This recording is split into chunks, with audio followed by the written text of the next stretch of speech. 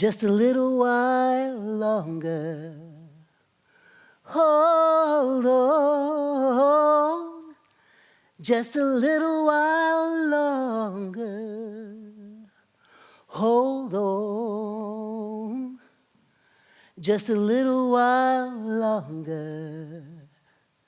Everything is gonna be all right.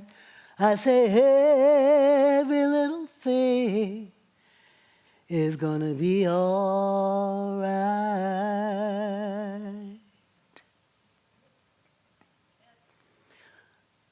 My mom and dad always threw the dance parties on Friday nights at their house.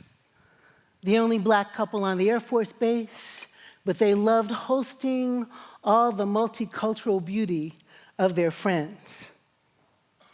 Mom had the most beautiful green cocktail dress, fitted in the middle and flared, showing off her hourglass figure and her toned arms. Michelle Obama had nothing on Mom. And Dad had an olive suit that he wore with a black fedora, permission to wear inside at the dance party. The walls were pink, which I learned were flamenco. The slipcover had flowers on it to match the walls. But the most important thing in the living room was the big wooden hi-fi console. Because more important than the rum and cokes, more important than the bid whist card game, more important than the fried chicken was the music and the dancing. The dancing was the point. They'd turn on the music and it was Ella Fitzgerald, or it was John Coltrane, or Miles Davis, or James Brown. And I was 2, but I'd be bouncing and twitching and twerking just a little. But my favorite part of the dance was when my dad put me on his feet and moved me to Yusef Lateef or to Nancy Wilson. By the time my siblings came, and there were 6 of us, a gang of 6, we danced all the time everywhere. Outside in the backyard while Dad was cooking ribs, Motown was blasting, and the neighbors were enjoying it. We were downstairs in the basement celebrating somebody's birthday sometime with a blue light on. Do y'all know blue lights? They were not meant for chocolatey brown black people. They were not very attractive, but we did it anyway, and we danced our butts off while somebody played cards and somebody shot pool. My people were the people of the dance. They danced all the time, everywhere we could. My mom was suffering with lung cancer, had been fighting it for 7 years. 2 weeks before her 80th birthday party, she got critically ill, and she was like, I am not ready to go yet. Thank you very much. Got up out the sickbed, came to her birthday party, and danced Michael Jackson with her grandson. Last year, when my father began to lose weight and we didn't know yet that he had ALS, we threw a spontaneous dance party in the kitchen. P.S., by the way, have you noticed how when you were, kitchen seemed really big when we were little, right? What happened to that kitchen? In that teeny tiny kitchen, we threw this dance party. We turned Dad's favorite anthem on, put it on his boombox. Get up off of that thing and dance till you feel better, James Brown. Get up off of that thing and dance to relieve the pressure. My people are people of the dance. When they were taken off the shores of Africa and put on slave ships, they were forced to go on the decks of the ship to dance for exercise. And yes, they did, and yes, they would. And they used their dance to communicate with their mates because they didn't have the same language. But they used their hands to beat on their chests or beat on their legs because there were no drums on the slave ships. And they did the juba and communicated, we're still here. They did the limbo, communicating that they were in these cramped conditions, but somehow they knew that they could get under, and somehow they knew they would get over. My people are the people of the dance. They brought moves from Ghana, from West Africa, and joined them together with English clogging and Irish dancing, and suddenly there was tap. They pulled together moves from across the African diaspora, and suddenly there was the Charleston. They danced the ring shout in circles and sang and danced and danced and sang in clearings behind the plantation until the Spirit descended. And they were reminded that at some point in time, they knew how to fly. My people are people of the dance. When their brothers and sisters got married or their aunties and uncles died, they made a second line in New Orleans and walked behind the casket or the bride and groom, twirling their umbrellas and waving white handkerchiefs and stepping high to the jazz music that had also bought the Lindy Hop. How did they know how to dance? Even in the midst of sickness and suffering, my dad danced until he couldn't dance anymore. And on his deathbed, he said, "Jacqui, now I know you're planning that funeral, and you can do all that churchy stuff. You need to do all that churchy stuff. But you need to know, all my friends are not churchy, so there better be some dancing." And at his repast, we put on that anthem, and we got up off of that thing and danced until we felt better. What is it about dance that could happen for my people across time in a way that I would say saved their lives? Danced against the backdrop of shackles, danced when they were emancipated, finally at Juneteenth, danced even though they were assaulted, because when freedom came, capitalism does not like to lose, danced in the midst of the racial violence that was lynching in the 40s as we fought for freedom, danced in the midst of walking rather than riding the bus, danced as they worked to become enfranchised to gain the right to vote, danced across the Pettus Memorial Bridge because a march is a dance, danced for a living wage, danced for the value of Black lives. Why? How could they dance in the onslaught of white supremacist ideologies masquerading as church? How? How could they dance? How could they dance? I think it's because they knew who their dance partner was. I think it's because they knew, despite being catechized to the contrary, that the God of Abraham, Isaac, and Jacob, the God of Rhea, Larry, and Mary, the God of the ancestors, was a God who sent into the world somebody like them.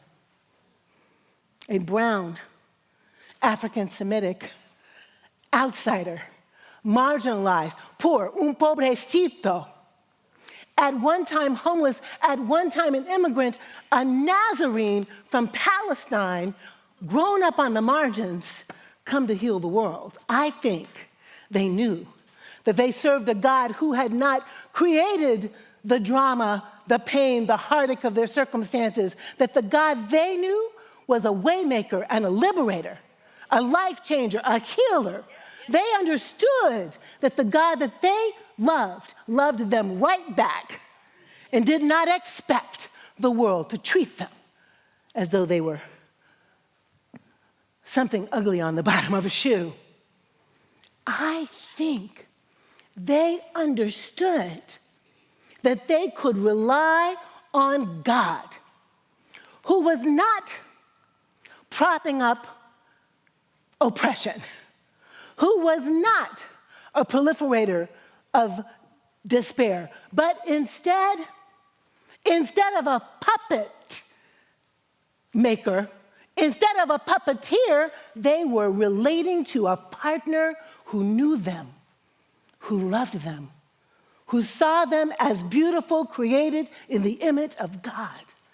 And they could lean on the everlasting arms to get them through and make a way out of no way. Friends, we have a people problem in this nation right now. We have a people problem. We have poverty that is indescribable and a few billionaires owning all the wealth. We have a people problem. We have a problem where we're not talking to each other, but we're talking past each other. We have a people problem where we'd rather ban books than to learn our history so we never repeat it again. We have a people problem where we fear what is different and beautiful, where we think our job is to manage what people do in the privacy of their own homes. We have a people problem where we don't fully love women. No, we really don't. We think they should be quiet and pregnant and barefoot, even if they're 13. We don't really enjoy black and brown people, not fully, not yet. We don't think we quite deserve all the rights that white people do. We have a people problem because white people also are feeling disenfranchised and dispossessed and replaced. We have a people problem. And we have a people problem because we have a God problem. I say we have a people problem because we have a God problem. I don't think we meant to, but along the way we've constructed a God who is actually a composite figure of our fears, our insecurities, our disappointments, our dispossessed dreams. We've created a God who is in our pocket and on our side, who thinks like we think, who loves like we love, who hates what we hate, and gives us God-blessed permission to put that into the world as the way it ought to be. We have a people problem, therefore we have a God problem. We have a theological problem because we've constructed a small, puny, punitive, judgmental, not really joy-giving God to order our steps and keep us safe from the changes that are happening in our universe. I think we need to learn how to dance. I think we need to learn how to liberate ourselves from the boundaries, the container, the constrictions, the impingements we've put on ourselves and we put on each other. We do it because we're afraid. We do it because we think it's going to make us feel safe, but actually it just squeezes us to death. And the abundant life that we're promised eludes us. I think we need to learn how to dance, to think about God as a dance partner. What if we thought about God as a dance partner? What if we thought we were invited in the relationship we have with the holy to be partners in the healing, the creating, the saving, the rescuing, the liberating of the universe and ourselves? What if we thought of God as a dance partner who trusted us to show up with something, who believed that we have gifts and ideas and free will, oh my goodness, free will, to make this world the reign of God on earth? Can we imagine what it would be like to play with God? To let God play with us? Can you imagine what it would be like to think of God as a partner who will hold you close and dance with you cheek to cheek, put you on their feet and show you how to move, and then twirl you off into the dance floor to innovate, to improvise, to freestyle, maybe even to lock and pop, like 50 years of hip hop has given us? What if God really expected us to be co-creators, to be co-stewards, to choreograph a healed and whole world together. Imagine what we would do. Imagine the way we could fly. Imagine the new partnerships we'd make, the new paths we'd take if we imagine that God is our dance partner and theirs. That God has more than one dance vocabulary, more than one style. That God is as good at ballet as God is at ballroom, as God is at voguing in all of our fabulosity. That God is really a great waltzer, but also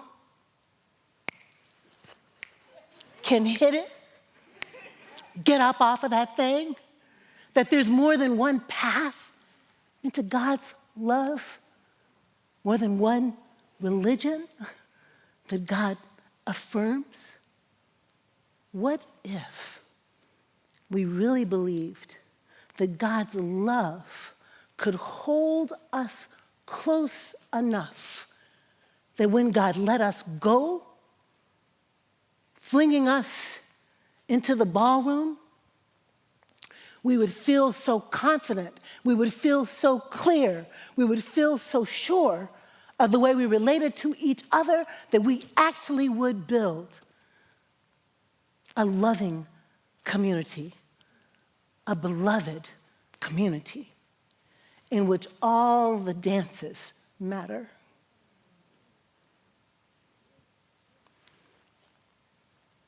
You get to claim my people as your people, because as Jane Goodall says, all the people are just faded Africans. We all come from the motherland. Somebody say amen. And so you get to claim my ancestors' resilience and ability to move in the face of despair as yours. You get to claim my story of folks continuing to make a way out of no way, dancing in the face of sickness and sorrow, because dance is life, dance is prayer, dance is change. Dance is everything. Alice Walker says, hard times require furious dancing. Jacqui Lewis says, hot mess times require a theology of dance, of play, of improvisation, of not being sure, of being held in a container of love that teaches you how to move until you know how to do it yourself. I think God is our partner, not a puppeteer.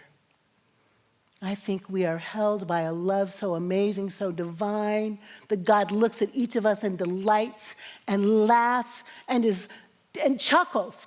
Girl, look at you trying to do the new thing. I'm so proud of you. You get that. Go do that.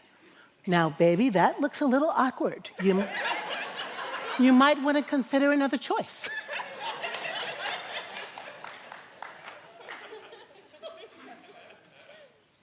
But I see you, our God of love says. And I delight in you, our God of love says. Now get up off of that thing and dance till you make it better. Thank you.